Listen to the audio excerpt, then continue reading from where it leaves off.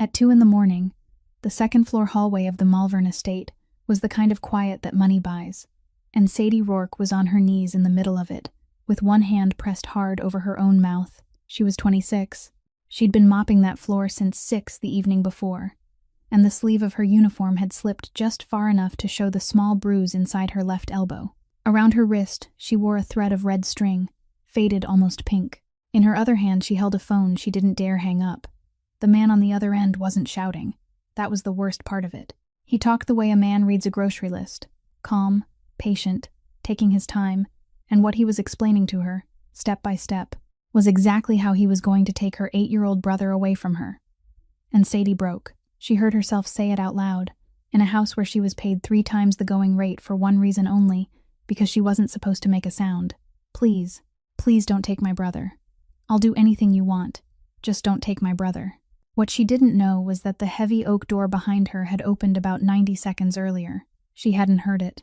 Nothing in that house made a sound it wasn't permitted to make. Standing in the dark of that doorway was a man 34 years old, gray eyes, a faded scar running along the left side of his jaw, a man whose name people in South Boston lowered their voices to say. That door hadn't opened for anyone in 3 years.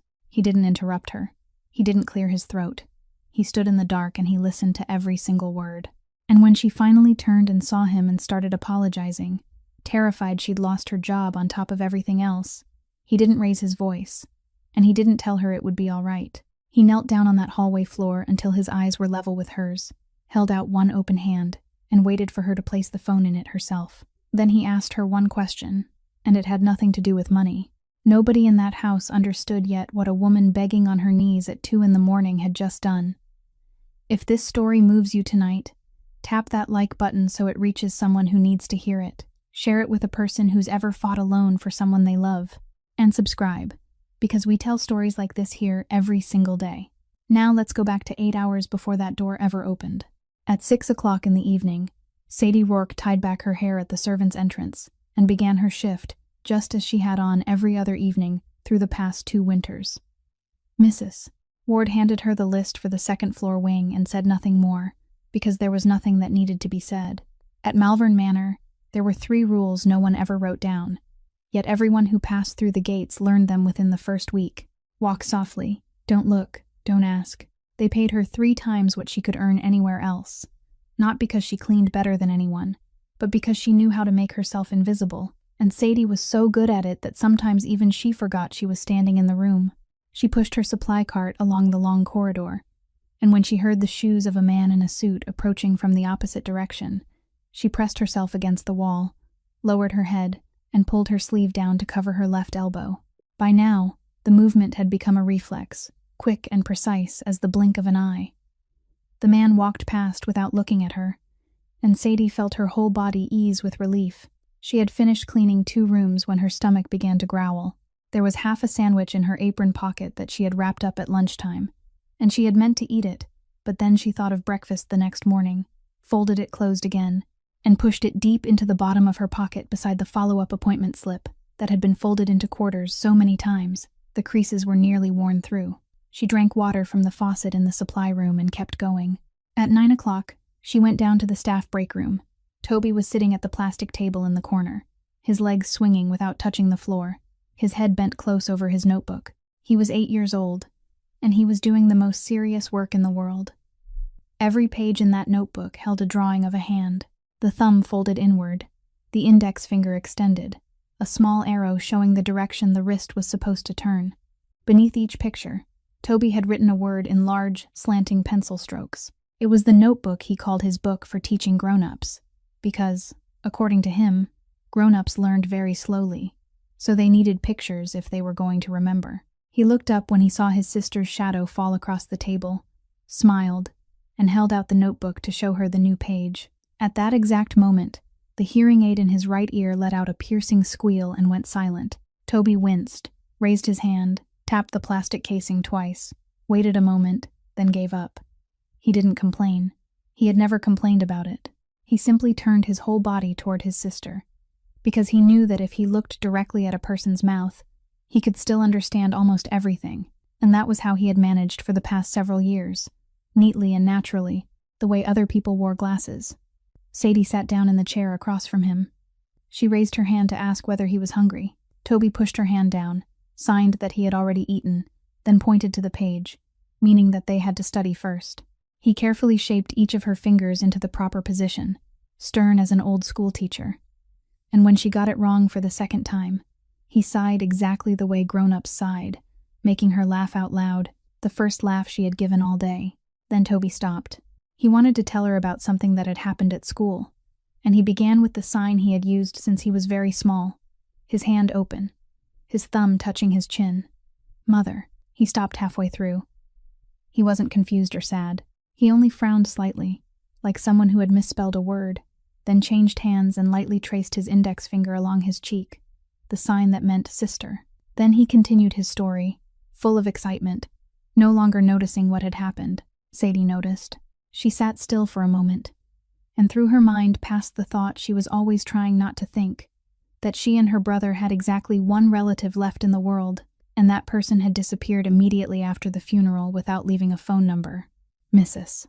Ward passed the break room doorway at that moment. She saw the boy, saw the notebook, saw the young sister sitting there with eyes red from lack of sleep, and she did what she had been doing for the past several months. She turned away and kept walking as though there were no one in the room at all.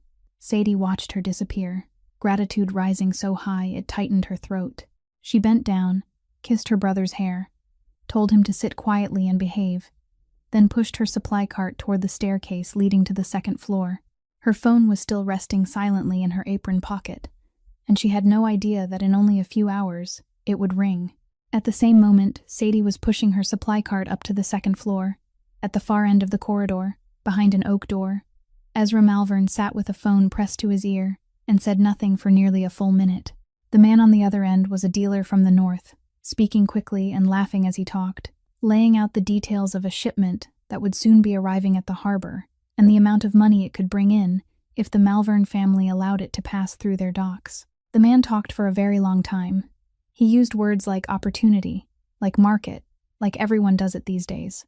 Ezra let him finish. He didn't interrupt him even once, and when the man finally paused to draw breath, Ezra answered with 3 words.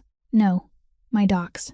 Silence settled over the other end of the line, and then the man began again, this time in a different voice, the voice of someone testing a door to see whether it was truly locked or merely resting closed. He said Ezra ought to reconsider. He said he could increase Ezra's share. Ezra ended the call in the middle of the sentence. He placed the phone face down on the desk and didn't give the matter another second of thought. His father had once allowed shipments like that to pass through these docks, and his father had died in a room with 3 men guarding the door, none of whom had dared to step inside. Ezra didn't need anyone to remind him of that. He only had to remember the smell of that room, and that was enough to last him a lifetime. Gideon Voss knocked and entered with a stack of papers in his hands. He ran through the week's business in the flat, measured voice of a man who had been doing the same work for too long to find any of it interesting anymore. There was the labor situation at the southern construction site, a tax payment that had drawn unwanted scrutiny, the lease on the fuel depot, and several rows of warehouses at the small airport outside the city that would soon be due for renewal, and the matter of this year's tuition for the daughter of a man who was no longer alive, which had been transferred on Monday. Ezra nodded where a nod was required, and signed where a signature was needed. Then the phone on the desk vibrated for the second time. This time it was one of his men from the Eastern District, his voice full of excitement as he explained an idea he had clearly spent the entire afternoon thinking about and was very proud of. He said the other family was refusing to bend, that the negotiations had gone nowhere. But the head of that family had a wife and a young child, and if they simply placed a few men outside the school for several afternoons, only standing there, doing nothing at all, then perhaps... Ezra cut him off. He didn't raise his voice. His tone became a little lower than before, and a little slower, and the room suddenly seemed to grow cold. Listen carefully, he said. My family has 3 rules. None of that cargo. No touching women. And never, not even if all you do is stand there and watch, go near a child. The man on the other end stammered an apology. Ezra asked whether he had understood. The man said he had. Ezra ended the call. Gideon was still standing there with the papers in his hands, offering no comment, because it wasn't his place, and because he had heard those 3 rules so many times that he could have recited them in his sleep. He only glanced very quickly toward the corner of the desk, where a small framed photograph lay face down against the wood, exactly as it had lain since that winter. And he knew there was a fourth rule in that room, one no one was ever permitted to mention. He gave a brief farewell and left. Ezra remained alone. He reached out and touched the edge of the frame. Nothing more than a touch, his fingers resting there for a moment before he drew his hand back without turning it over. The phone vibrated for the third time. He looked at the name on the screen and let it ring for 2 more beats before answering. Camille Ashford's voice came through, warm and unhurried, carrying the polished courtesy of someone who had been taught how to speak from the time she was very young. She told him about the invitation design her mother liked, the type of paper her mother disliked, and how they would have to make a final decision before the end of the week if the printer was going to finish on time. She asked whether he preferred ivory or cream. Ezra looked out through the dark window and told her she could choose whichever she wanted. Camille laughed and said he was always like that, then reminded him that there were only 3 weeks left. And she spoke those words. 3 weeks, in the voice of someone counting down to something that mattered deeply to her alone. Ezra murmured his agreement, wished her good night, and set the phone down. Then he sat motionless in that room, surrounded by the silence he had built with his own hands, never knowing that less than 100 paces away, a woman was cleaning the corridor floor with a silent phone resting in her apron pocket. Roy Deckard chose the time of his call with great care. He had watched Sadie's work schedule long enough to know that her night shift lasted until dawn, to know that at that hour she would be alone in the second-floor corridor, and to know that a woman holding a cleaning rag inside a house where making noise was forbidden wouldn't dare hang up, wouldn't dare call anyone back, wouldn't dare do anything except stand still and listen. He also knew that the deadline had passed at the beginning of the week. He had saved this call until it would carry the greatest possible weight. When Sadie answered, he didn't say hello. He asked whether she could hear him clearly, and then he began to read. He read the name of the school 2 blocks from the bus stop, gave her the name of the street, then recited the time the final bell rang in the afternoon, adding that the side door at the back always opened about 10 minutes before the main entrance. He spoke in the flat, even voice of a man reading from a grocery list, pausing now and then as though searching for the next line. Then he said he knew the boy listened with his eyes, that he often carried a notebook, and that he sat in the second row on the left because it made it easier for him to watch his teacher's mouth. Sadie felt the cold rising through her legs until it reached her knees. She had expected him to threaten her. She had prepared herself for a threat. But what he was doing was worse than a threat, because he wasn't threatening her at all. He was simply showing her how much he knew. Then he moved on to the second part, and his voice became gentler still. He told her not to misunderstand him. He was a respectable businessman. He wasn't the kind of man who did crude things. He said he knew someone who worked for Child Protective Services, a very dedicated person, someone who would open a case that very same day, as soon as a signed complaint reached his desk. Then he read aloud what that complaint would say, slowly, one item at a time, as though he were reading from a menu. That the guardian worked nights and was away from home from late afternoon until dawn. That her income fell below the minimum required to support a child with special medical needs. That the child's hearing device had been broken for months and hadn't been replaced. That the guardian's record carried a mark for theft at a former workplace. That the child was regularly present in the servants' area of the private residence of a man whose name the newspapers in this city described in terms she already knew well enough. He stopped. He told her he wouldn't have to invent a single word. He would only have to write down what was true, sign his name, and file it. And she, alone, with a record like hers, wouldn't have enough money to hire a lawyer who could sit across the table from their lawyers for even half a morning. Sadie opened her mouth to speak. No sound came out. Deckard heard her breathing, and he seemed pleased by it, because he paused long enough to let everything settle inside her before continuing. He told her not to cry.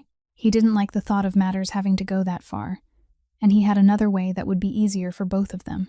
He said she worked inside a very large house, a house where cash was still kept in envelopes, in drawers, in small safes inside the secretary's office. And in a house that large, no one would notice if one envelope disappeared each week. He said she only had to do it once a week. He said she could think of it as repaying her debt in another way, only much faster. Then he finished speaking, and fell silent, allowing the words to settle where they had landed. Standing in the darkened corridor, Sadie understood that he hadn't called to collect money. He had called to recruit her. She had entered that house carrying only one possession that still truly belonged to her. The knowledge that she had never taken a single cent from anyone, not even during the months when she had to divide 1 carton of milk between 2 meals. The mark in her record had been written there by someone else. It hadn't come from anything she had done, but if she agreed to his terms that night, then beginning the next morning, that mark would become true, and she would no longer be able to tell her brother that his sister's hands were clean. Yet if she refused, a complaint would be filed, and people would come, and they would take Toby away with proper documents, legally, according to procedure, and no one in the world would have to break a single law to take from her the only brother she had. That was where she broke. Not because she was afraid of Deckard. She broke because she could see with perfect clarity that whichever path she chose, she would lose something she couldn't live without. Sadie collapsed onto the hallway floor she had polished to a shine only a few hours earlier, pressing one hand hard over her mouth to muffle her sobs. Trapped between becoming a thief or losing her brother, she broke completely. Before her panic could swallow her whole, Ezra stepped quietly out from the shadows. Without a word, he knelt beside her on the cold floor and simply held out his open palm. Trembling, Sadie placed the phone directly into his hand. The phone rested neatly in Ezra's palm as he raised it to his ear, where Deckard was still talking, completely unaware of who was now listening. "You called my house," Ezra said, his voice dropping like an iron door. Deckard gasped, unable to form a word. Ezra added softly, "Tonight, you still have your legs." He ended the call, set the phone face down, and clicked the radio on his belt. "Gideon," Ezra commanded. "The pawn shop in the Eastern District. Roy Deckard's place. Take every record. Tomorrow morning, he'll sign the papers clearing every debt himself, and he'll leave this city." Terrified she would lose her job on top of everything else for making noise and bringing trouble into the house, Sadie began frantically apologizing, offering to return her pay. Ezra didn't address her panic. He waited until she fell silent, then asked quietly, "How old is the boy?" 8, she whispered, bewildered. Ezra gave a small nod, then asked his second question, slower than the first. "Can he hear me when I speak?" Sadie sat motionless. In 2 years, no one in that house had asked about Toby, and no adult had ever asked if he could hear before asking what was wrong with him. She explained his condition and broken hearing aid through trembling lips. Ezra offered no comment. He stood up, told her to go downstairs and stop cleaning for the night, and called Mrs. Ward to bring her warm milk in the basement kitchen. At 9 o'clock the following morning, Mrs. Ward knocked on the door of the small room in the servants' quarters and told Sadie to put on her coat because a car was waiting by the side entrance. Sadie asked where they were going. Mrs. Ward only said, "Put on your coat, child." Sadie sat in the back seat with both hands resting in her lap, and Ezra sat beside her, staring straight ahead, saying nothing for the entire drive across the bridge. The car stopped in the Eastern District, in front of a row of faded storefront signs and a pawn shop whose metal shutter had been raised only 2/3 of the way. Ezra didn't open the car door. He merely pressed a button to lower the window on his side, then sat without moving. Sadie looked outside and saw something she would remember for the rest of her life. The man standing at the newspaper stand across the street, set down the paper in his hands, and walked away. 2 young men sitting on the lid of a trash bin outside an auto repair shop slid to the ground, went straight inside, and didn't look back. The woman who owned the laundromat on the corner reached for the glass door, pulled it shut, then stepped back behind the counter. No one ran. No one shouted. The entire block simply fell quiet, as though someone had turned down an unseen dial, and in that silence Sadie could hear the steady hum of her own car's engine. Inside the pawn shop, a figure rose behind the iron mesh. Roy Deckard came outside. He carried a thick stack of papers bound with a rubber band. He walked from the shop entrance to the edge of the sidewalk in very small steps, and Sadie realized that the man she had imagined the night before was nothing like the one standing there now. In his voice, he had seemed enormous. In person, he was small, a middle-aged man with thinning hair, a shirt buttoned wrong at one place, and eyes that never rose above the level of the car's hood. He placed the stack of papers on the hood, smoothed it flat, then stepped back twice and stood there with his arms hanging at his sides. Gideon got out of the car, picked up the papers, flipped through them, and gave a single nod. No one touched Deckard. There wasn't a punch, not a raised voice, and no one came closer to him than a mail carrier might stand from a front door. Ezra leaned slightly toward the open window and spoke loudly enough for the entire block to hear. As of today, she owes no one in this city anything. Anyone who has a question can come ask me." Then the window rose slowly, and the car pulled away. Sadie turned to look through the rear window. Deckard was still standing in the same place on the sidewalk, and even when the car turned at the intersection, he hadn't moved. She faced forward again, and only then did she realize that her hands were clenched together so tightly they had gone numb. She opened them. The red thread around her wrist had left a pale mark against her skin. Ezra continued looking straight ahead. He didn't ask whether she was all right, and she was grateful to him for that. That afternoon, while Sadie was folding towels in the supply room, her phone vibrated. It was the hospital. The woman on the other end had a bright morning voice and sounded slightly confused as she said she was calling to confirm something. The entire outstanding hospital balance for Toby Rourke, including the earlier examination fees and all interest from late payment, had been paid in full earlier this morning. She said the person who made the transfer had left no name, no message, and no contact address, and that in the system, the account now showed a fully settled status. She asked whether Sadie wanted a written confirmation mailed to her home. Sadie stood in the middle of the supply room with a half-folded stack of towels still in her hands. She said thank you. She said one more sentence that she would never be able to remember later. Then she sat down on the plastic chair in the corner, placed the stack of towels across her lap, and remained there for a very long time. For 2 years, she had taught herself not to think about that number, to push it aside whenever it rose in her mind after midnight, to tell the nurse that she would arrange something next month, and now it was gone, and her body didn't know what to do with the empty space it had left behind. She didn't cry. She only felt her shoulders suddenly become lighter, and the lightness made her dizzy. That evening, when she went upstairs to begin her shift, Sadie passed the oak door at the far end of the corridor and stopped. On the wood, at exactly the height an 8-year-old boy could reach by standing on his toes, a sheet of paper had been fastened with 2 unevenly cut pieces of tape. On the paper was the drawing of a hand, the fingers held together, the fingertips touching the chin before moving outward, with a small arrow showing the direction. Beneath the picture, written in large slanting pencil strokes, was a single word: "Thank you." That sheet of paper wasn't the last one. The following morning, when Ezra opened the study door, another lay on the floor just beyond the threshold, slipped through the gap beneath it, showing a raised hand with the fingers slightly curved, and beneath it, the word hello. He bent down, picked it up, read it, then stood there for a while in the quiet morning corridor, before anyone else had arrived. The next day brought a hand lifted toward the mouth and then lowered, with the words, "Have you eaten?" written beneath it. The day after that showed 2 hands placed together to form a roof, with the word home underneath. None of the pages carried a name, and none needed one. Ezra said nothing to anyone about them. He simply didn't throw a single one away. They were stacked into a small pile inside the upper right drawer of his desk, a drawer that until then had never held anything except papers requiring an urgent signature. About a week later, Gideon came upstairs to give his report earlier than usual. The study door was partly open, and he raised his hand to knock, then stopped. Through the narrow opening, he saw his employer standing in front of the mirror beside the bookcase. Ezra wasn't looking at his own face. He was looking at his hands. He brought his fingertips to his chin, moved them forward, frowned, then began again, more slowly. Gideon watched him repeat the motion 4 or 5 times, adjusting each finger joint like a man learning to write and practicing how to hold a pencil. Gideon had followed this man through nights he could never describe to his wife. He had stood inside rooms where one wrong sentence could mean someone didn't make it home, but he had never seen anything that made him stop as long as he did that morning. He didn't knock. He pulled the door a little farther closed without making a sound, went downstairs, and waited at the foot of the staircase for another 15 minutes before returning. As for Toby, the boy had already solved the problem of what to call him.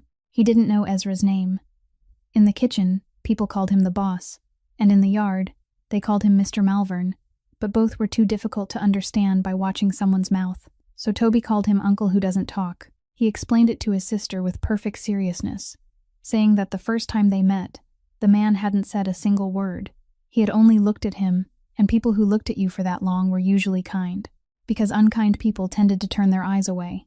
Sadie started to correct him, then decided not to. From then on, whenever Toby saw Ezra at the far end of the corridor, he raised his hand and waved with 3 fingers, and Ezra, even if he was in the middle of speaking to someone, he would pause for a moment and give the boy a solemn nod, exactly the way one person greeted an equal. Once, Toby dropped his notebook at the foot of the stairs, and Ezra picked it up, brushed the dust from the spine before handing it back, then continued on his way. Another time, the weather had turned cold, and Toby ran into the backyard without fastening his coat. Ezra stopped, bent down, buttoned the top button for him without saying a word, then walked away. Toby told his sister about it all evening, saying the man's hands were enormous, but he was terribly slow at fastening buttons. In the backyard, a few dozen paces from where the two of them had stood that day, a young assistant driver was smoking beside the wall. He wasn't really smoking. He held the cigarette in his left hand and his phone in his right, and he stared at the screen far longer than an ordinary person would during a break between shifts. Only after Ezra and the boy had disappeared back into the house did he slip the phone into his pocket, crush the half-burned cigarette against the wall, and head toward the garage. Mrs. Ward, standing at a first-floor window with the attendance ledger in her hands, saw everything. She said nothing to Sadie, nothing to Gideon, and nothing yet to anyone about the new assistant driver who had been hired the previous fall. She merely opened the ledger, found the page bearing his name, and made a very small pencil mark in the margin, the private mark she used for matters she intended to watch more closely. The hearing aid died completely on a Thursday morning while Toby was sitting at the kitchen table in their rented apartment, eating toast. He tapped the casing twice, as he always did, waited, tapped it once more, then removed it and placed it on the table, turning it slowly with his fingertips, as he told his sister, in the slightly distorted voice he used only at home, that this time it had probably retired for good. Sadie laughed. She laughed because the boy was laughing. Then she took the appointment slip folded into quarters from her apron pocket, called the clinic, and they found an opening for her on Monday afternoon of the following week. On Monday afternoon, she asked Mrs. Ward whether she could begin her shift 2 hours late. Mrs. Ward told her to go, that the second floor could wait. The audiology clinic was on the 3rd floor of an old medical building, with narrow hallways and waiting room chairs covered in blue vinyl. Dr. Foss was a silver-haired man who spoke slowly, and he had followed Toby's case since the earliest days. He took the boy into the testing room, completed every step, then sent him outside to sit in the hallway with his notebook and asked Sadie to come in alone. Toby sat down, opened his notebook across his knees, and began drawing a new hand. He didn't look through the glass door. He couldn't hear anything happening behind it, and he wasn't concerned, because in his mind, that afternoon was simply an afternoon when he had been allowed to leave school early and ride the bus with his sister. Inside the room, Dr. Foss turned the screen toward Sadie and explained. He said the old device had reached the end of its life, and even if it could be repaired, it wouldn't help much anymore with Toby's current level of hearing. He spoke about a cochlear implant, about recovery time, about the therapy sessions that would follow, and about how, because Toby was still young, his chances of adapting were very good. Then he stopped and told her the price. He spoke the number gently, the way people delivered news they had been forced to give many times in their lives and had never learned to feel comfortable saying. Sadie nodded. She nodded very calmly, didn't ask him to repeat it, and didn't ask him to write it down. She had known that number for more than a year. She had carried it in her mind through every night shift, divided it against the rent, the electricity bill, and the mornings she spent at the plasma donation center, and she had known the answer for a very long time. She thanked the doctor. She said she would make arrangements. Dr. Foss looked at her for a moment, then said he would keep the file open, adding that if they waited too long, learning to speak would become more difficult for Toby later. Sadie nodded once more. When she opened the door and stepped into the hallway, a man was standing there with one shoulder against the wall and both hands in the pockets of his coat. Ezra Malvern didn't explain why he was on the 3rd floor of an old medical building on a Monday afternoon. He only looked past her into the room and asked Dr. Foss a single question. How soon can the surgery be done? Dr. Foss hesitated and said it depended on the schedule, but the earliest opening would probably be at the beginning of spring. Ezra said, "Then schedule it." He continued without looking at anyone, saying that the entire bill should be sent to him, including all the therapy afterward. Sadie stepped directly into the middle of the hallway to block him, and her voice rose higher than she intended. She told him he couldn't do that. She said she hadn't asked him. She had never held out her hand and asked anyone for a single cent, not even during the worst times, and she wasn't going to begin with her brother. She said paying off her debt had been his decision, and she still didn't know how she would ever repay him, but this was different. This was her child, and if she accepted, she would owe him for the rest of her life, and people who owed someone that much no longer had the right to say no to them about anything. By the time she finished, both her hands were trembling. It was the first time in 2 years that she had raised her voice in front of her employer. Ezra didn't interrupt her. He waited until she had said everything. Then he looked toward the waiting chairs, where the boy was bent over his drawing, completely unaware that the adults had just decided something that would change his life. Ezra spoke slowly, his voice lower than usual. I once had a younger sister. She was 12 years old. That afternoon, she waited for me on a street corner, exactly where we had agreed, while I was sitting in a meeting I believed was important. I was late. I was only about 20 minutes late. He stopped. He didn't say what had happened afterward, and Sadie didn't ask. Then he spoke his final sentence, looking directly into her eyes as he said it. Since that day, I haven't allowed myself to be late even once. If you don't want to accept it, then consider this something I'm doing for myself. Sadie began to notice it around the middle of the month. Toby taught him slowly, the way he taught every other grown-up, 1 word each day. And in the boy's experience, adults usually needed 3 or 4 days to remember a single word, while forgetting it took no more than 1 evening. But Uncle Who Doesn't Talk was different. He got it wrong the first time, wrong again the second time, and by the 3rd time he had it right. The next day, he still had it right, and the following week, he still remembered. Sometimes Toby would sign a word he hadn't taught him yet, just to test him, and Ezra would answer correctly. The boy would look at his sister with the expression of an old teacher who had just discovered that his student had been secretly studying somewhere else. Sadie thought the same thing. She assumed he must have watched something online, or that someone else had shown him, and she carried the thought with her for a few days before letting it go. Then, late one weekend night, while she was cleaning the 2nd floor corridor, she noticed that a line of light still showed beneath the oak door. It was well past the hour when he usually left, and it was rare for him to remain inside so late. She meant to keep walking. Then she heard the faint rustle of paper, the sound of a notebook page being turned forward, and then back again. The door stood open by no more than the width of a hand. She leaned closer and looked through, intending only to glance once. Ezra was sitting at his desk, with no documents before him and no phone nearby. In front of him lay a small school notebook, its blue cover faded at all 4 corners and bent along the spine like a notebook that had been shoved into a school bag too many times. He had opened it, and he was practicing from it. Through the narrow opening, Sadie could see the entire page before him. It was filled with drawings of hands done in ballpoint pen, childish lines, each picture marked with small arrows showing the direction of the movement, and beneath them were words written in the rounded, careful handwriting of a young girl still learning how to make her letters beautiful. In some places, mistakes had been crossed out and written again beside them. In others, a badly drawn hand had been scribbled over and redrawn in the margin. At the top of one page, someone had written in red ink, in letters much larger than the rest, "Nora sits at the desk in front of me. She can't hear. Tomorrow I have to finish learning these 3 words." Ezra turned to the next page. He followed the drawing, got it wrong, looked again, and tried once more. Sadie stood outside with the cleaning cloth in her hand and didn't move. He turned several more pages. Then he reached one where he stopped much longer than before.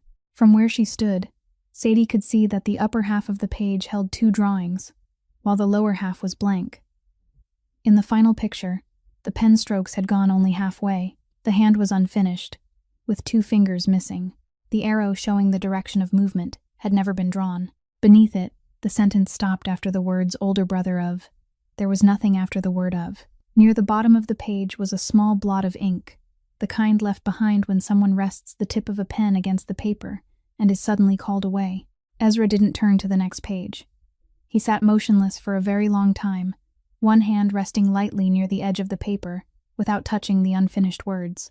Then he reached toward the corner of the desk, where the small picture frame still lay face down against the wood. This time, he didn't merely touch its edge. He picked it up, turned it over, and set it upright. Sadie couldn't see the photograph clearly from where she stood. She only saw his shoulders sink once, very slightly, and then become still again. She should have left. She had worked in that house long enough to know that witnessing something like this was a violation of the 2nd of the 3 rules no one ever wrote down. But she thought of her little brother asleep downstairs with his book for teaching grown-ups tucked beneath his arm, the notebook he drew in every night so that someone might learn how to speak with him, and she thought of a 12-year-old girl who had once sat drawing those same hands for a classmate at the desk in front of her. only to stop halfway through a page that would never be finished. Sadie placed the cloth on the edge of her supply cart. She pushed the door open and stepped inside. Ezra looked up. He said nothing. He didn't close the notebook, didn't turn the picture frame face down again, and didn't ask how long she had been standing there. Sadie said nothing either. She walked around the desk, pulled out the chair across from him, and sat down. He watched her for a moment, then lowered his eyes, turned the notebook back to the first page, and began again with the very first word.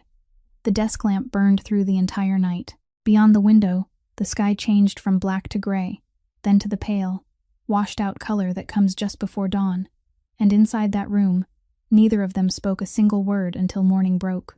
Camille Ashford arrived on a Friday afternoon without warning, carrying a box of wedding invitation samples beneath one arm. She didn't ring the bell at the main entrance. She had a key to the side gate, and she went straight up to the third floor by way of the inner staircase, because from the third-floor corridor she could see the entire entrance hall below, and she liked to observe a house before stepping into the middle of it.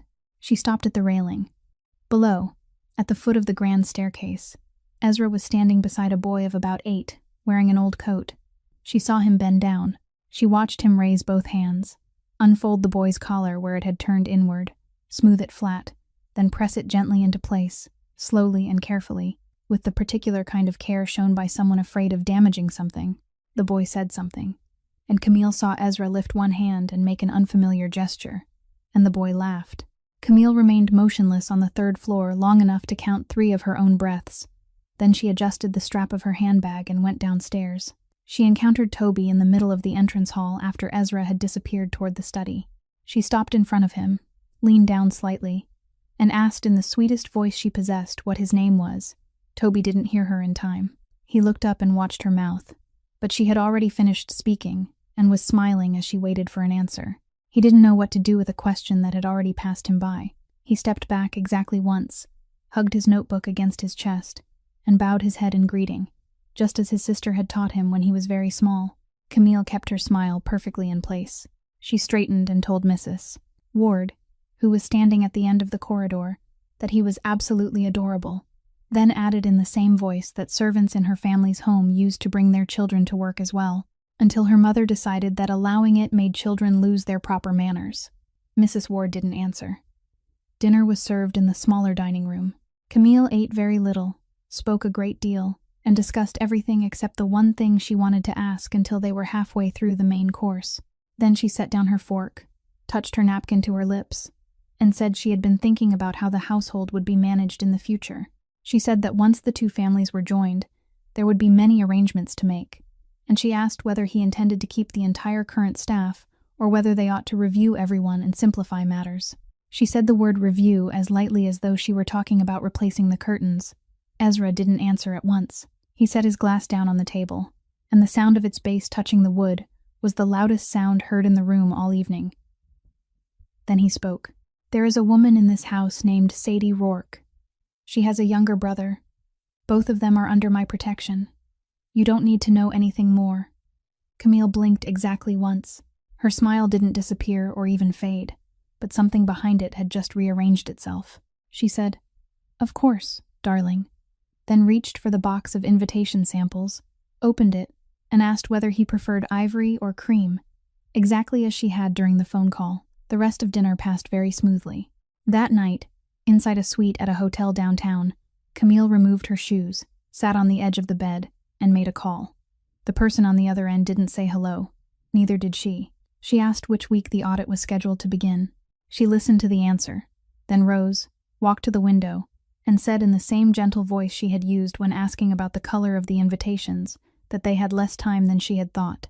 She said her father still believed everything would be fine, that he continued going to lunch with people as though nothing had changed, and that he hadn't yet understood there was now a hole beneath his family's feet that no ledger could conceal. She said there was only one way for that hole to disappear before someone shone a light into it, and that was for 2 names to be signed beside each other on a marriage certificate, because after that document existed, where the money from the harbor flowed would become a private matter within one family. She fell silent for a moment and listened to the person on the other end. Then she said there had been a complication.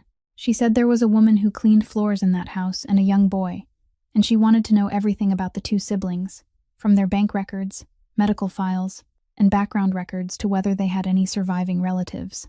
She said to hire someone from outside, not to use anyone connected to the family, and that she wanted the information in her hands before the end of the following week. Then she ended the call, placed the phone face down on the table, and stood for a very long time staring down at the wet street below. Early the following week, Gideon brought a cardboard box up to the study containing everything they had taken from the pawn shop. Ezra told him to leave it there and go. That evening, when Sadie passed with her supply cart, he called her inside. On the desk lay a notebook with a black plastic cover and a worn spine, the kind sold in any neighborhood store. He pushed it toward her and told her to sit down and help him look at something. Sadie lowered herself into the chair across from him and wiped her hands on her apron before touching the notebook. He told her to turn to the page with the folded corner. She did. The page had been ruled by hand and divided into columns, filled in with 3 different colors of ink, and the far left column contained a list of names. Ezra told her that Deckard hadn't been working alone, that he was only the place where the money was received and the place where it was collected, while the money itself came down from somewhere else and returned somewhere else. He told her to read the 4th line from the bottom. Sadie read it. Then she read it again. Then she set the notebook down on the desk, and both her hands drew away from it, as though it had suddenly become hot.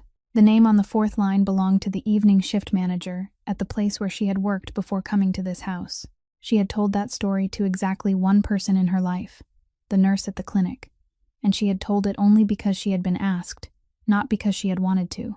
4 years earlier, she had worked as a server at a private club on the south side, a place with heavy wooden doors and no sign facing the street.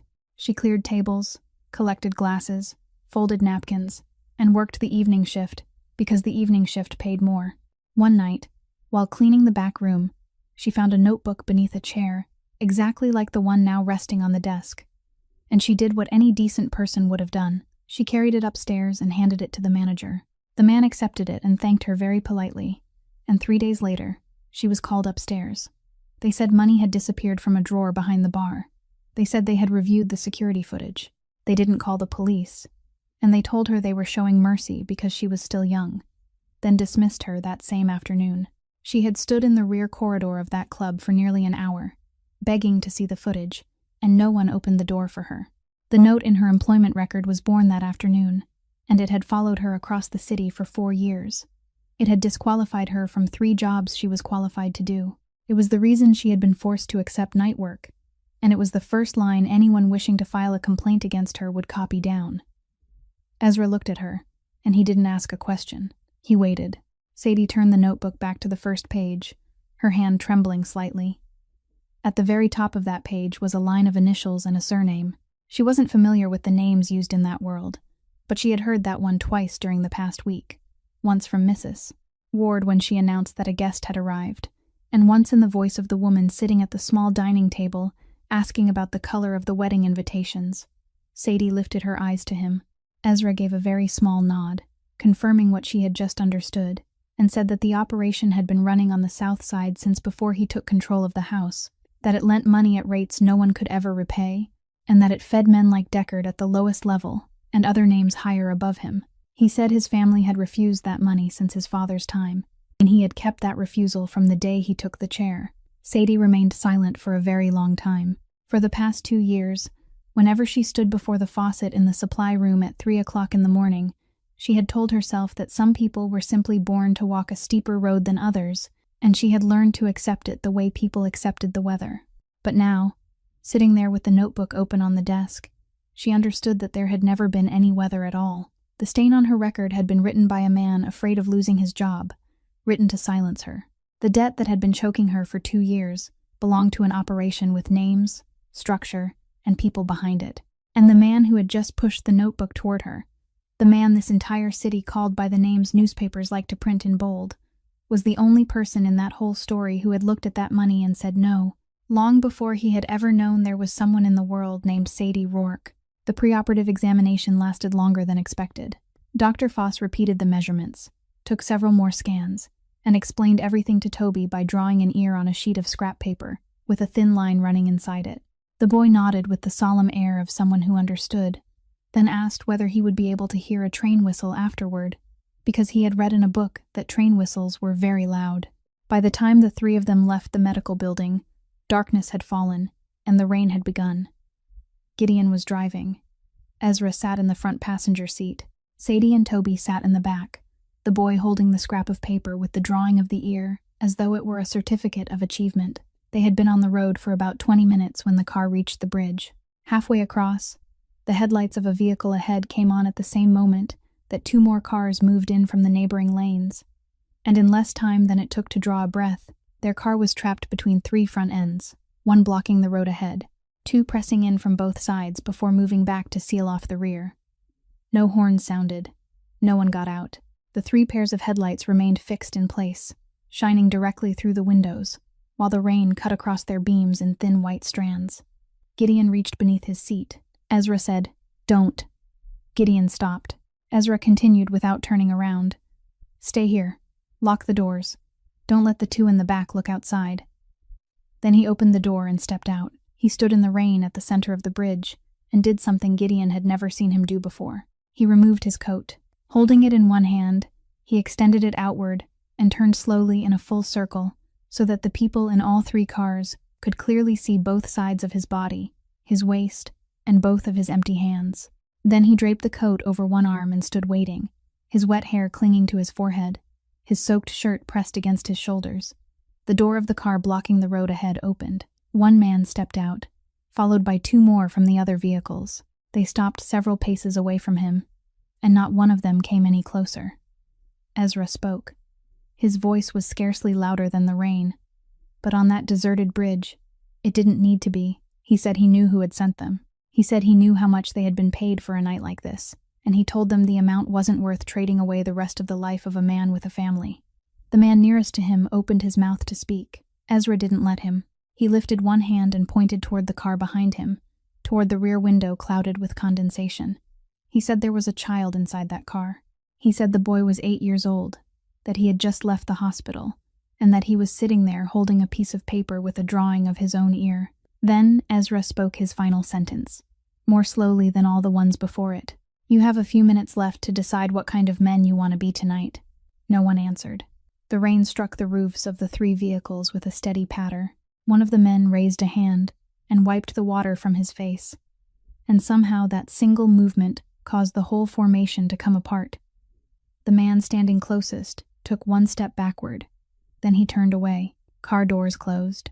The headlights of the first vehicle went dark, then the second, then the third. The three cars reversed, separated from one another, and slowly drove toward the far end of the bridge, one after another, almost politely. Inside the car, Toby hadn't heard a single word of what had just happened. He hadn't looked outside either, because Gideon had leaned across to block the side window, and because the boy was still busy smoothing the corner of the scrap paper where it had become folded. But he saw his sister.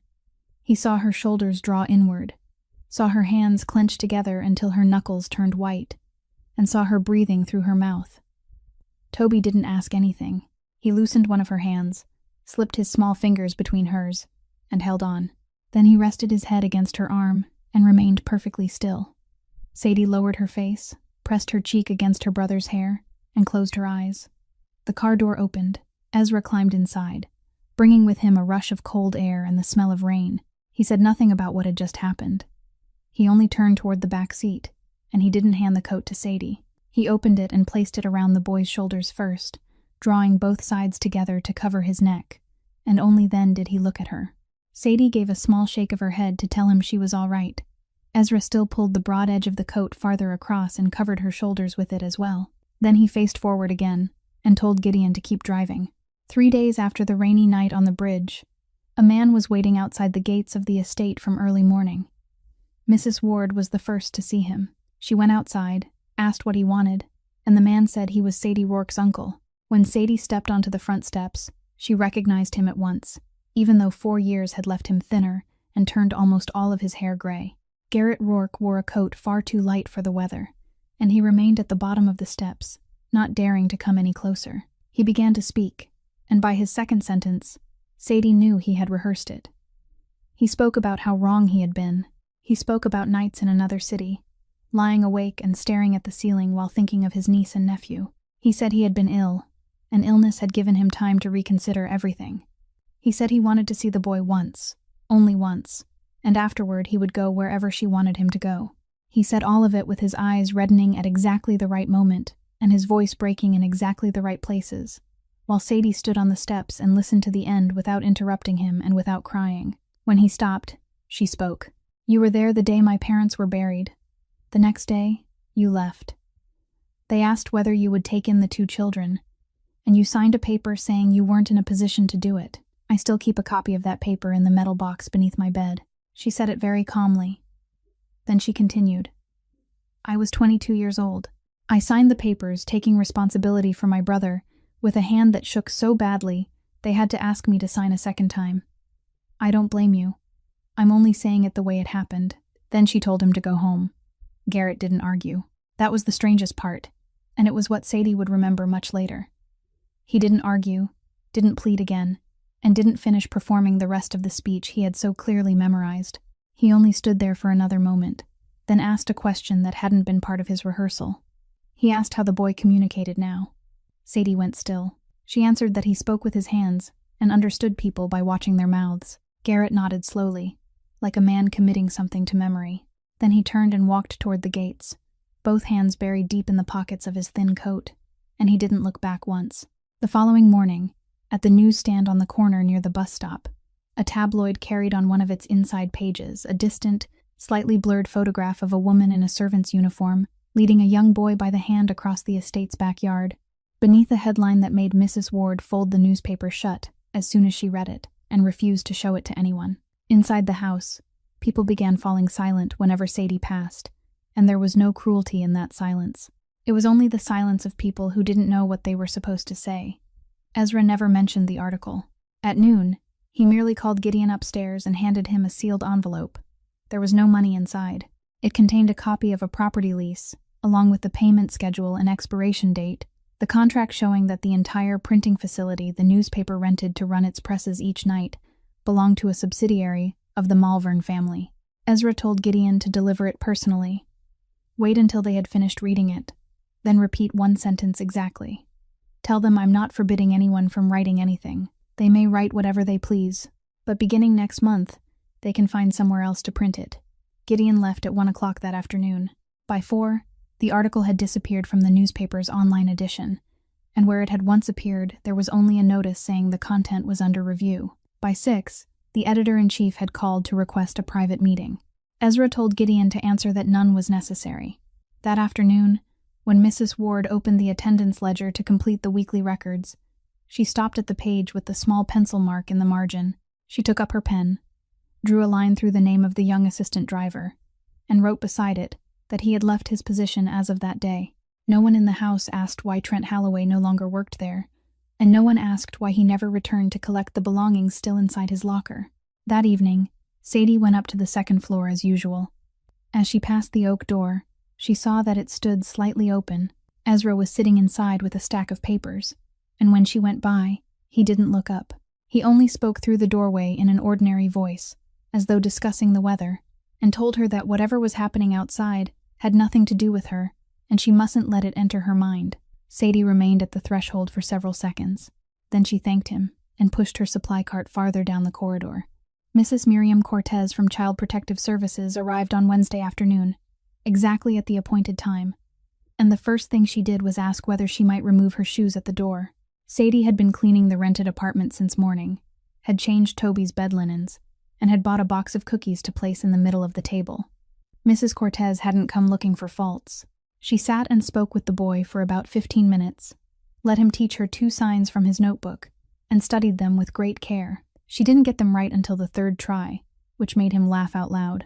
Then she asked to speak privately with Sadie at the kitchen table. She opened her case, took out a printed form divided into sections, and spoke plainly, in the voice of someone who had been doing this work for many years. She said she could see that the boy was being cared for very well, that she saw it clearly, and that she would put that in her report.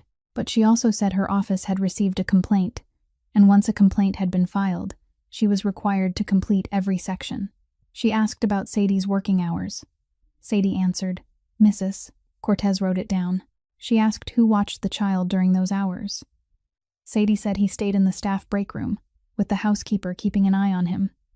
Mrs. Cortez wrote that down.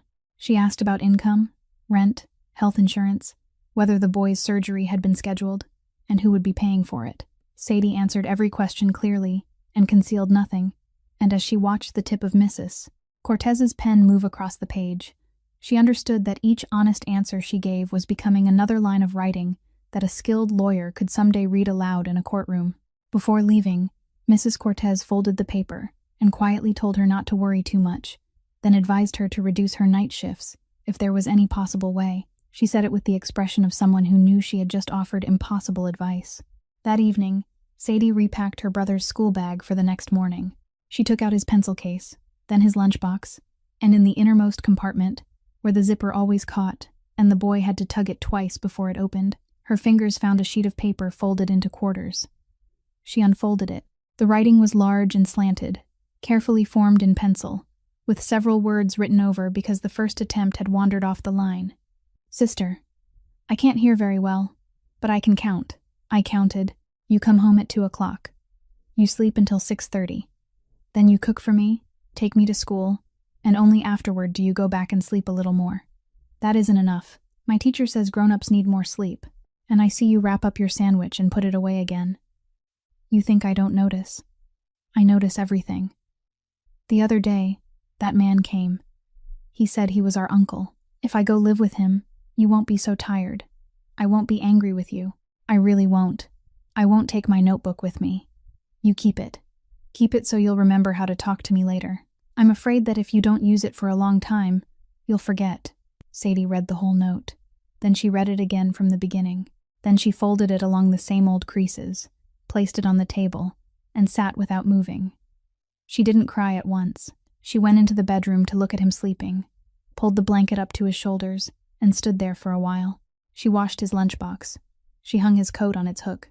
She finished every remaining task of an ordinary evening.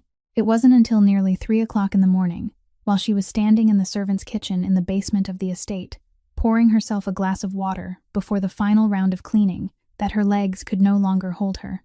She slid down the cabinet door and sat on the cold tile floor with her knees drawn up. And she cried in the way she had taught herself to cry over the past 4 years, the kind of crying that made no sound, the kind used by someone with a child sleeping in the next room. Footsteps stopped at the doorway. Sadie looked up. Ezra stood there holding a glass, clearly having come downstairs for water as well. She wiped her face with one hand and braced herself against the floor to rise. He didn't tell her to stay seated. He didn't ask what was wrong. He didn't step forward to help her up. He only set his glass on the kitchen counter, walked around her, then lowered himself onto the tile beside her, his back resting against the same cabinet door, his legs stretched out before him, his leather shoes resting on the floor of a servant's kitchen. He asked nothing. Sadie handed him the paper folded into quarters. He opened it and read beneath the pale light spilling from the edge of the refrigerator, and he read for far longer than the note required. Then he folded it again along the same old creases, returned it to her hand, and didn't say a word. The two of them remained seated on the tile floor until the hot water pipes inside the wall gave a sudden shudder, announcing that somewhere above their heads, a new day had begun.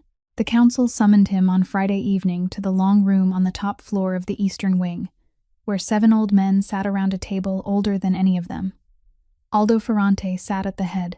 He had held Ezra in his arms before Ezra had learned to walk, had stood beside his father through the hardest years, and had been present at the cemetery on the afternoon no one in that room ever spoke of again. He spoke very calmly. He said the alliance with the Ashford family wasn't a preference, but a foundation, that the two families had given their word to each other, had informed third parties, and had allowed the agreement to be valued at every dining table in the city. He said that if Ezra broke it now, people wouldn't read it as decency. They would read it as weakness. Then he spoke of the newspaper article, the complaint filed with Child Protective Services, and the name of a woman who cleaned floors, now being spoken in rooms that should never have known her name. He said the council didn't care whether any of it was true. The council cared about the shape it had taken in other people's mouths. Then he paused, looked down the full length of the table, and said in the gentlest voice he had used all evening, "End this matter with Miss Rourke within 7 days, my son, or the council will put it to a vote, and that vote won't be close." Ezra didn't argue. He didn't say a single word in his own defense. He only said, Give me 2 weeks. Ferrante watched him for a long time, like a man considering a horse he had raised from birth. Then the old man nodded. On the drive home, Gideon drove in silence through 2 intersections. At the third, without turning around, he said there was something he had kept to himself for a long time. He said that 3 years earlier, when the accident file had been closed, he had looked through it. He said there were details that didn't match, 1 section left blank, and 1 page retyped on paper different from all the others. He said he had intended to bring it forward. Then someone on the council told him to stop. Told him that if he pulled on that thread, war would break out between the 2 families, and more people wouldn't make it home. He said he had convinced himself that keeping silent was a way of saving lives. He said that for 3 years, he had stood behind his employer every night with that truth lodged inside his chest. The car stopped at a red light. Ezra didn't ask who had ordered him to stop. He only asked where the documents were now. Gideon said he needed a few days. Ezra said, "Then take them." That same night, in the rented apartment, Sadie sat at the kitchen table with a petition she had downloaded from the family court website. She wasn't writing it out of pride. She was writing it because she had gone over the numbers again and again since finding the letter in Toby's school bag, and she couldn't find a single calculation that ended any other way. She entered her own name in the space marked current guardian. She entered her brother's name in the space marked minor child. Under the reason, she wrote that she couldn't guarantee his long-term medical care. She also wrote a letter by hand to Mrs. Cortez, asking her to find a family with insurance and someone who knew sign language, and begging her to tell the boy that his sister hadn't abandoned him. She folded both pages, slipped them into her apron pocket, and went to work the night shift without daring to read them again. The petition fell out when she bent down to pick up a cleaning cloth at the beginning of the second-floor corridor. Ezra was standing several steps away. He picked it up before she could reach for it. He read both pages slowly, all the way to the end, and not a single muscle in his face moved. Then he tore them. He tore them in half, then into quarters, and she heard the paper ripping in the corridor where the rules forbade anyone from making a sound. She told him he had no right. He answered, "Is that how you intend to lose? By signing your own name to the papers?" She said he had money and couldn't understand, that he could have anything he wanted, while every month she had to choose between rent and medicine, and she had lost this fight before it ever began. Ezra stepped toward her. He didn't touch her face, didn't embrace her, and didn't offer a single comforting word. He reached out and took hold of her wrist, exactly where the faded red thread was tied, holding it just firmly enough that she had to remain still and listen. He said, "I have money. I still can't buy back the 20 minutes I lost 3 years ago. There isn't a single cent in this world that can return those 20 minutes to me. You still have time. Don't sign." Then he released her wrist and walked away toward the far end of the corridor. At 7 o'clock the following morning, the doorbell rang at the rented apartment. There was no black car parked on the street. No one was standing on the staircase. Outside the door stood a middle-aged man in a white shirt, wearing an identification badge and holding a document marked with a red seal. He apologized for arriving so early, then read clearly that this was a temporary guardianship order issued by the family court, effective immediately, and that she had 15 minutes to prepare the child's belongings. Behind Sadie, on the stair landing, Ezra Malvern stood with the order in full view, and for the first time since taking his father's chair, there was nothing he could do. Sadie had 15 minutes, and she used every one of them to keep her voice steady.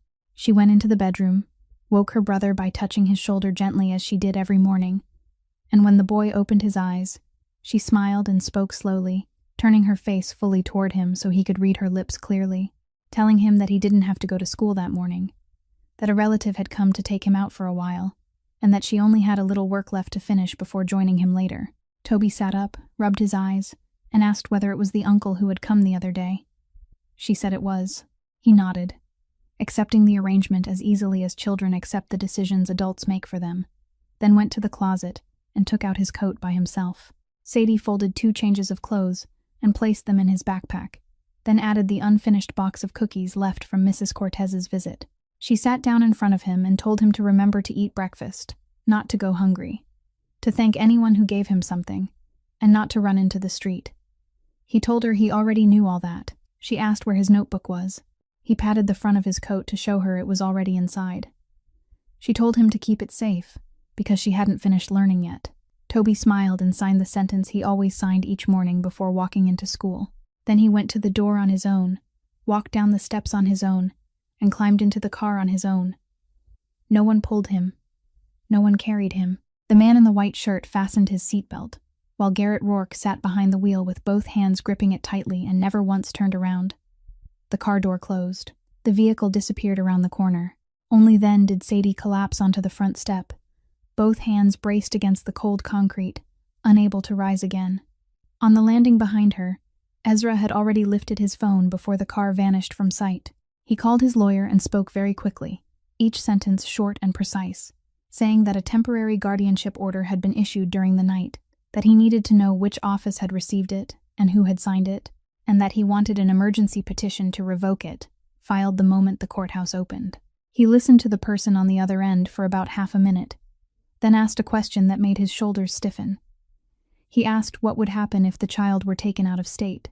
The lawyer answered that the matter would then fall under the jurisdiction of another court, that the entire process would have to begin again there, and that transferring the case between two family courts in different states could take months, during which time the child would remain with the person named in the order.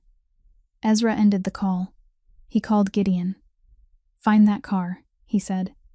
Meanwhile, the car had already reached the Beltway. Garrett was driving with his phone lying face down on the center console, and when it vibrated, he picked it up and turned on the speaker, because both his hands were occupied.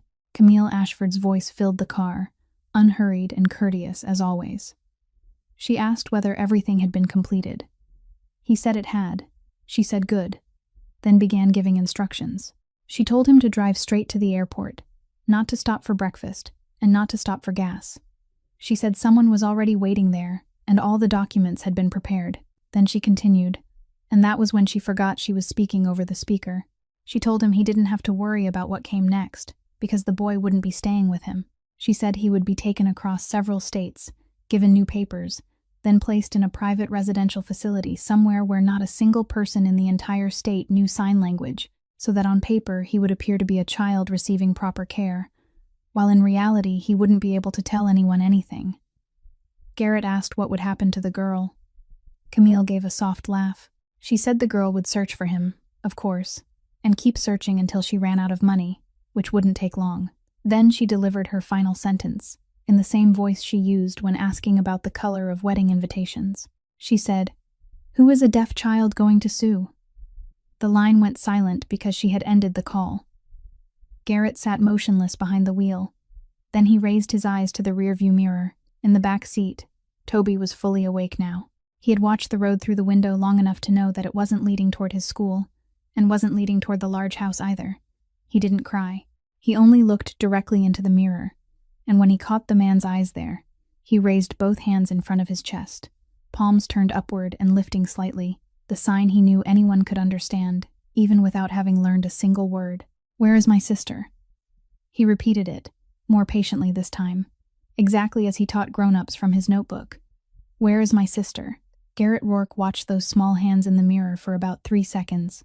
Then he wrenched the steering wheel to the right, crossed 2 lanes, and sent the car down the nearest exit ramp. The phone still lay face down on the center console, its screen glowing faintly, and the recording application he had turned on when they left the apartment was still running. Inside Ezra's car, Gideon read aloud what his men had just sent him, and none of it was useful. The license plate on the car carrying Toby belonged to a rental company in the suburbs, and the contract was under the name of a person who didn't exist in any official record. No one had seen it at the northern toll station. No one had seen it on the road leading to the harbor. His men had spread out in 3 directions, and all 3 routes were empty. Gideon said, "We don't know where they went." Ezra gripped the steering wheel and didn't answer, because he didn't know either. In the passenger seat, Sadie sat with her back straight and both hands resting in her lap, trying to remember something.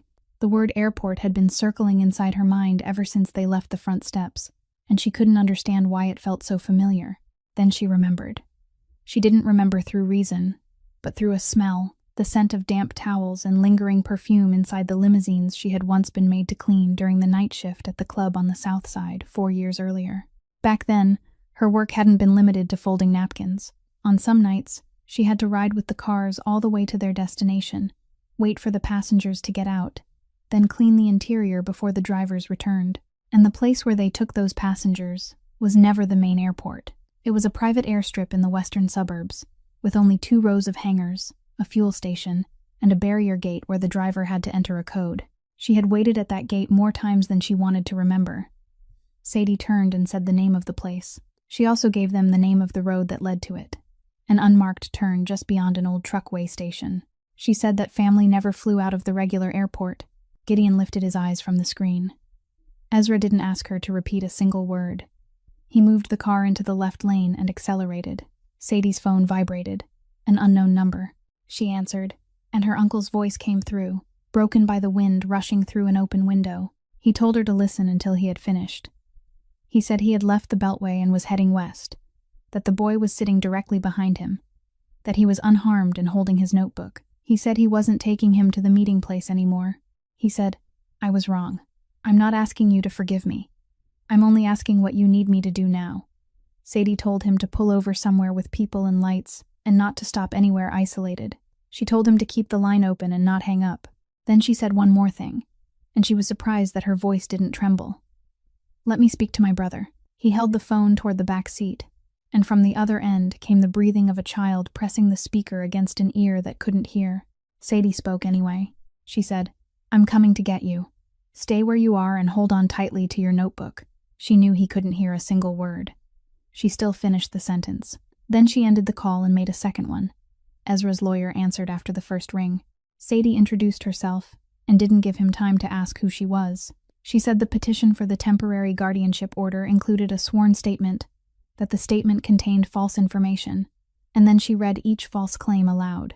She said the section stating that the current guardian left the child alone at home during the night was untrue, because he stayed in the staff break room under the supervision of someone from the household, and the housekeeper had signed confirmation of it in the attendance ledger. She said the section claiming the child wasn't receiving medical care was untrue, because the audiology clinic had already scheduled the surgery, had the doctor's name, and had a record of the preoperative appointment, and she gave him Dr. Foss's name. She said the section claiming that the guardian had a criminal conviction for theft was untrue, because her employment file contained only an internal note, with no police report, no charges, and no court proceeding, and she gave him the name of the club. She said the section stating that the petitioner was the nearest qualified relative was untrue, because 4 years earlier that same person had signed a formal refusal to take custody, and a copy of the document was kept in a metal box beneath her bed, and she recited the case number because she had looked at it so many times that she knew it by heart.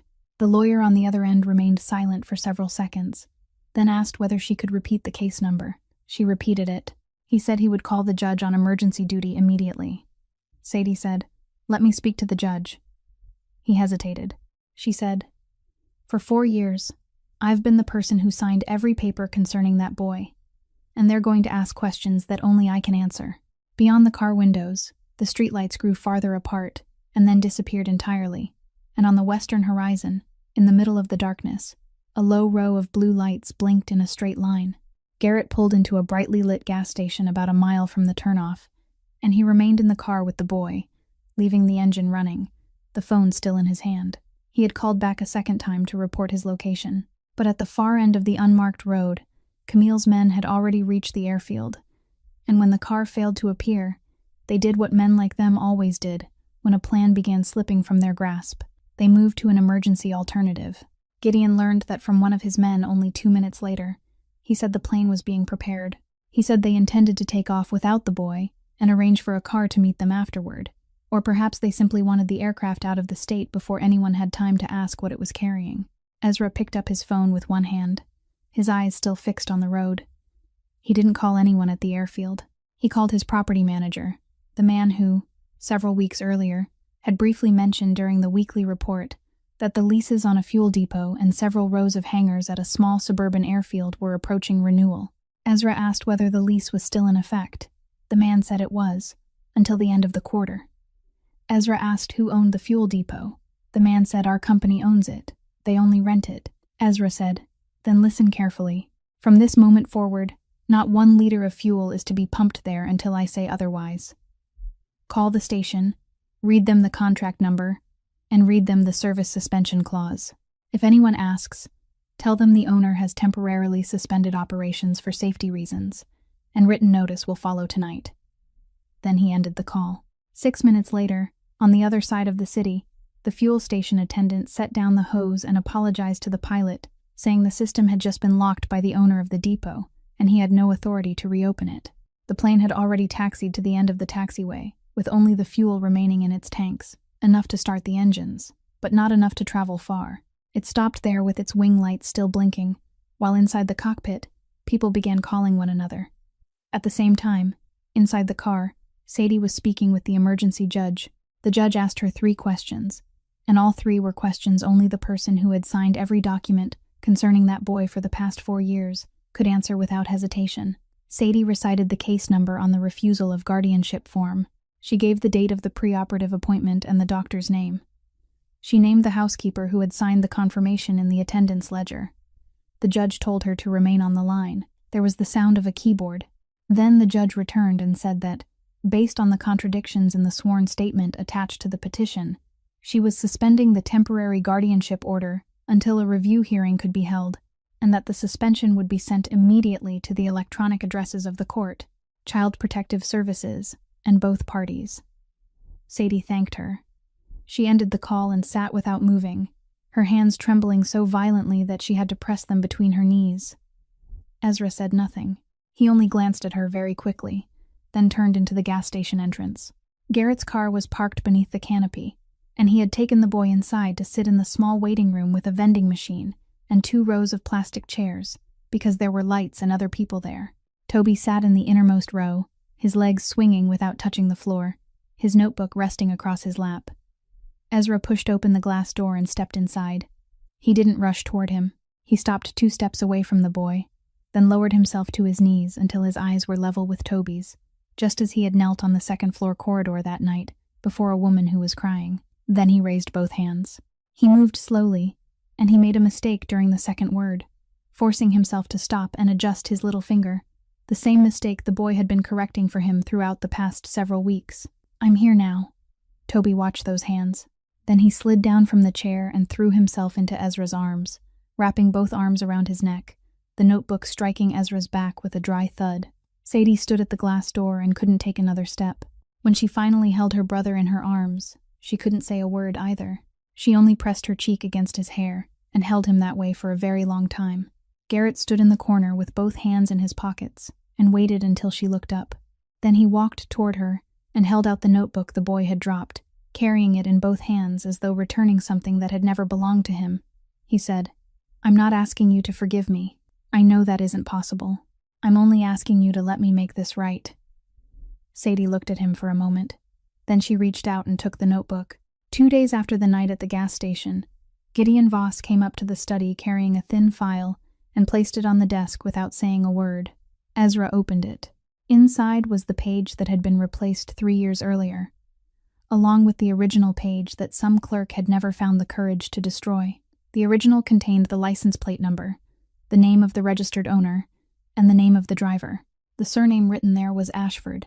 Beneath it was a handwritten memorandum, half a page long, without a title, in which the writer explained that bringing the matter forward would place the 2 families against each other, that the damage would be far greater than the private loss suffered by one family, and that the reasonable course was to close the file and accept dock number 2, along with every shipping route connected to it. The memorandum bore a signature in the lower right corner. Gideon said he had only been able to verify that signature this week. Then he spoke the name, Aldo Ferrante. Ezra remained seated for a very long time with both hands resting on the desk, without touching any of the papers.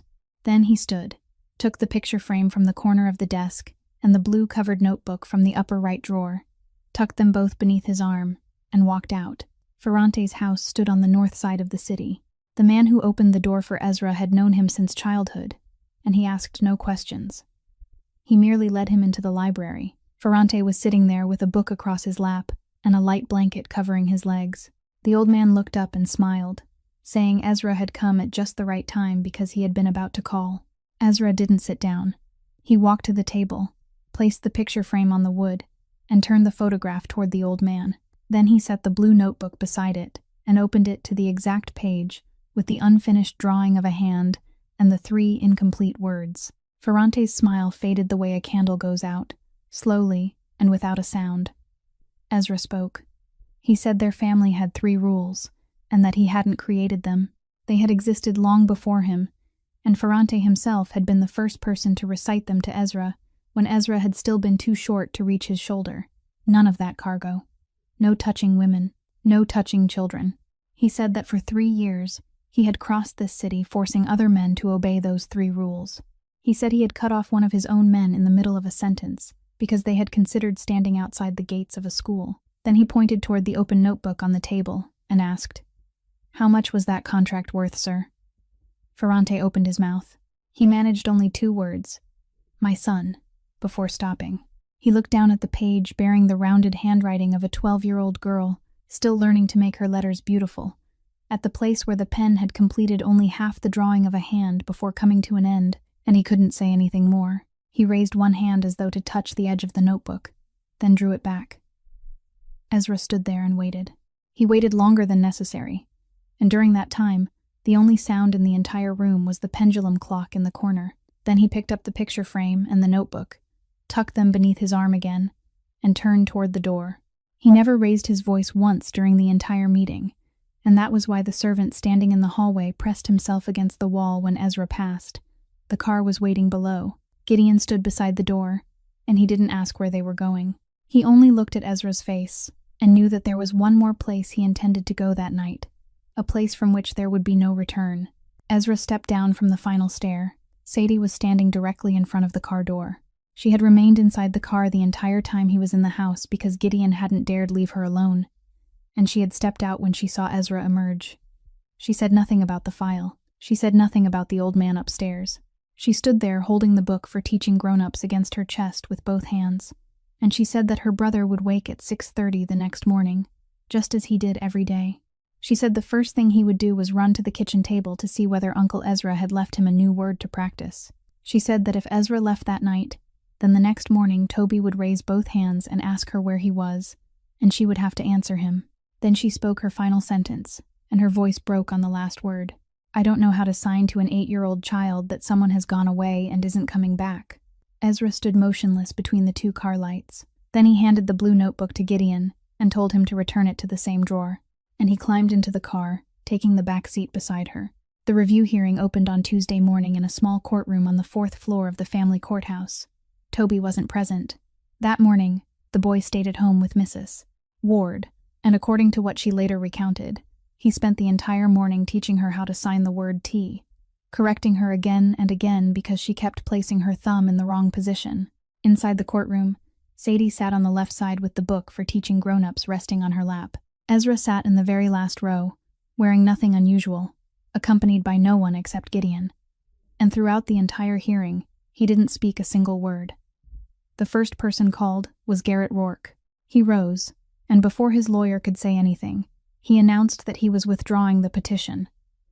Then he testified. He testified that someone had approached him in another city, paid him, prepared the documents for him, and hired a lawyer on his behalf. He testified that he hadn't written the sworn statement attached to the petition, that he had only signed it. He read through every false claim in it and confirmed that each one was untrue. When he was asked why he had chosen to speak now, he remained silent for a moment, before answering that he had heard what they intended to do with the boy, and because he had seen the child ask him a question in the rearview mirror that he hadn't dared to answer. The petitioner's attorney asked no further questions. The next witness was Mrs. Miriam Cortez.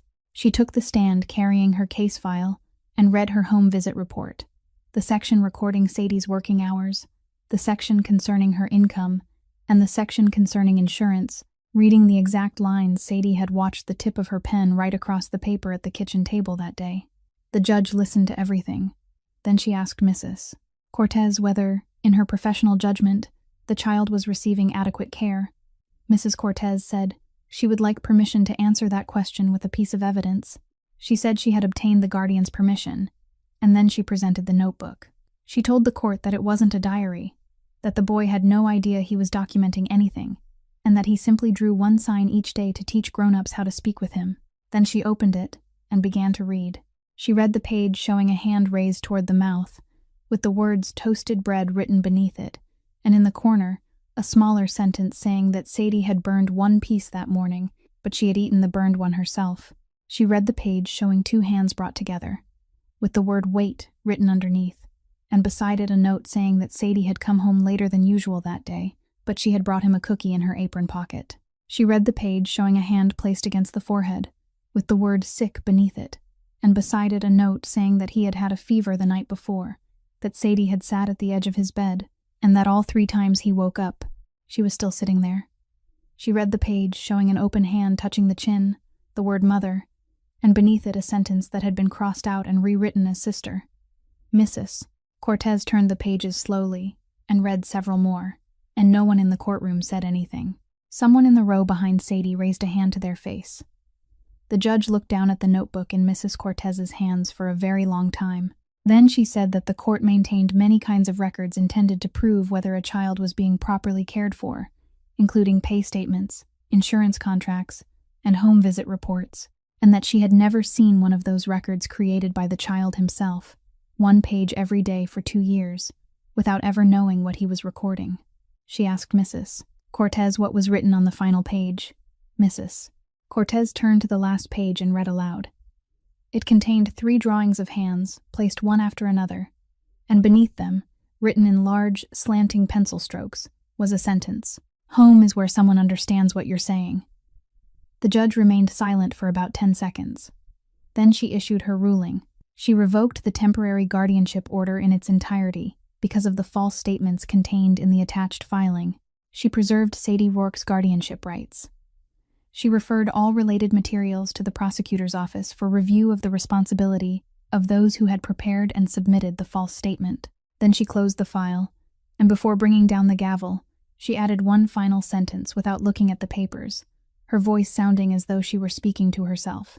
She said she had sat in that chair for many years and had read countless reports describing what a child needed, and she said she had never read anywhere that a child needed someone wealthy, only that a child needed someone who stayed. The gavel fell. Sadie rose, and she stood there for a while, unable to move, until Mrs. Cortez walked around the table and placed the notebook back into her hands. The engagement announcement banquet went ahead exactly as scheduled, because canceling it at the last minute was something no family in this city would ever do. The grand hall of the Ashford estate had been blazing with light since 7 o'clock. Representatives from every prominent family were present. The 7 council members sat in the front row, with Aldo Ferrante in the center, one hand resting on the head of his cane. Camille stepped onto the platform beside her father and smiled at the entire room with the same smile she had worn for so many years.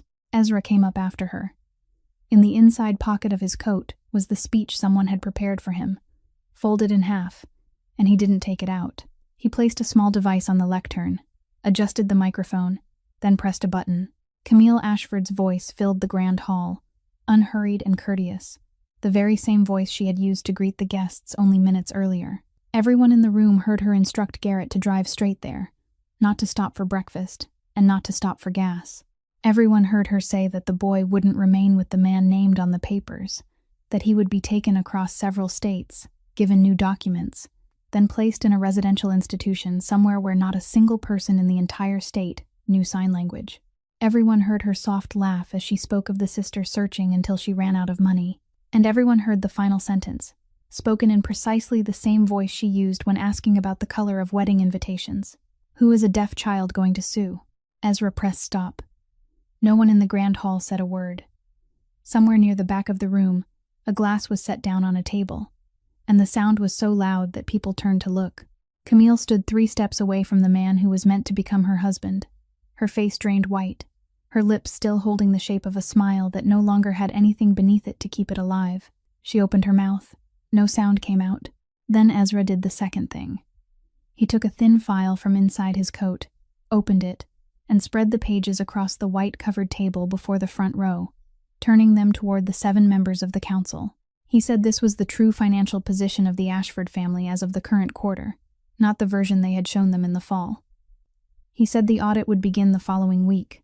He didn't say another word, because he knew there were people in that room who could read numbers faster than they could read sentences. The first man to rise was the old gentleman seated at the far right. Then 2 more stood. Then Camille's father rose as well, and he didn't rise to defend his daughter. He stood and walked out of the room without looking toward the platform even once. Aldo Ferrante was the last to leave his chair. He pushed himself upright very slowly with the help of his cane, and when he passed the platform, he stopped for exactly 1 beat, looked at Ezra, then continued on. Not one of the 7 men said anything about morality. They had simply looked at the papers on the table and understood that they had nearly married themselves to a corpse. Ezra turned toward Camille. He didn't raise his voice. He said his family had 3 rules, and that she could come after him, come after his business, come after his name. And he would sit down and negotiate with her over every one of those things. Then he spoke his final sentence.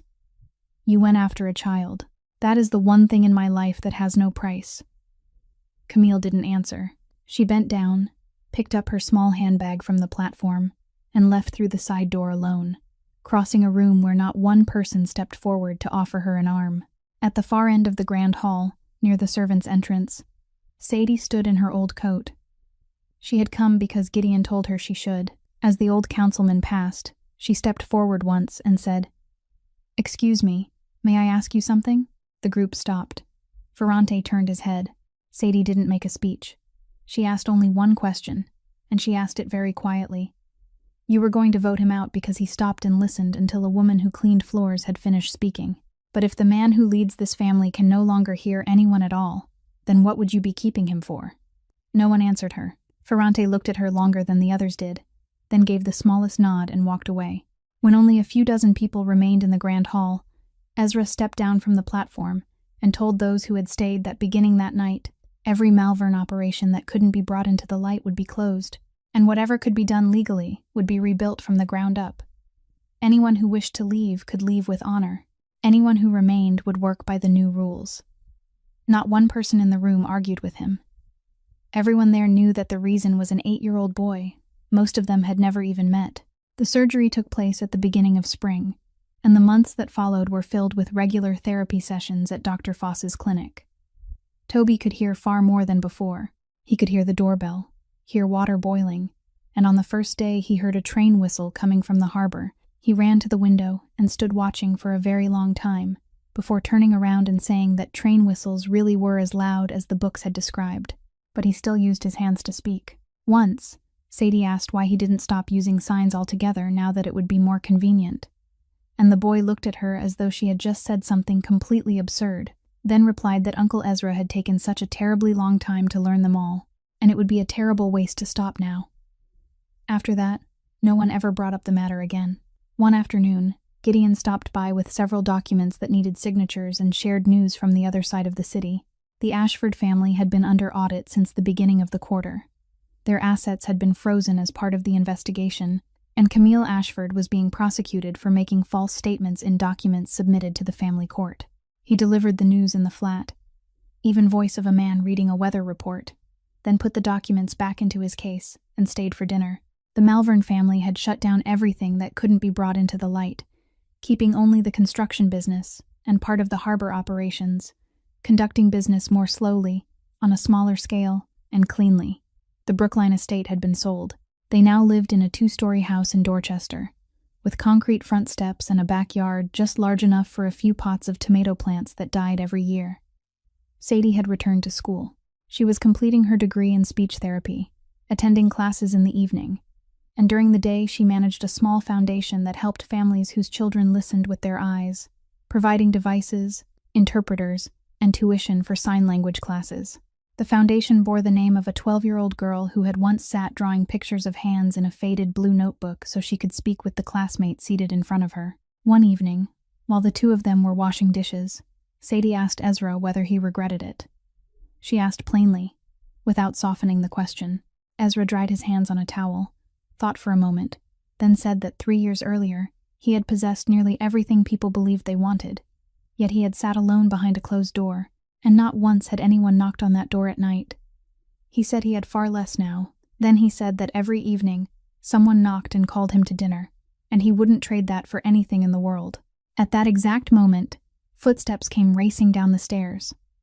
Toby rushed into the kitchen holding a sheet of paper, raising it before Ezra with the grave expression of an old teacher about to assign a difficult lesson. The paper showed only a single drawing of a hand, and beneath it, in large, slanting pencil strokes, were the words, "Practice this one, because I'm testing you tomorrow." Ezra studied the drawing. He placed the towel on the counter. Then he raised his hand slowly and made the sign correctly on his very first attempt, without misplacing a single finger. The boy jumped and shouted that he had cheated, that he must have studied it beforehand. Sadie stood beside the sink with a plate still in her hands and couldn't say a word. In the living room of that small house, on the wall beside the staircase, 2 frames hung next to each other. One held the photograph of a 12-year-old girl with a slightly crooked smile. The other held a yellowed sheet of paper bearing the drawing of a hand and the 2 words, "Thank you," and the 2 unevenly cut pieces of tape still remained fixed at the corners, exactly as they had been on the night it was fastened to an oak door by a child who had to stand on his toes to reach it. This story leaves us with a few very simple truths. Poverty isn't a crime, and no one should be judged by the calluses on their hands or by an unjust line written in a record. A person's differences aren't defects, but simply another way of living, understanding, and loving. And above all, sometimes the kindest thing one person can do for another isn't to give money, but to stop, remain still, and listen until the other person has finished speaking. If tonight's story touched your heart, please press the like button and share it so it can reach those who may need a little warmth. And don't forget to subscribe to our channel so we can continue listening to meaningful stories together each day. How do you feel about Sadie and Toby's journey? And had you been in her place, would you have opened that door? Please leave a few words in the comments, because we truly want to hear the feelings that come from the deepest part of your heart. We wish every one of you watching this video lasting good health, a joyful life, and peaceful days beside the people you love. Goodbye, and we'll see you again in the next video.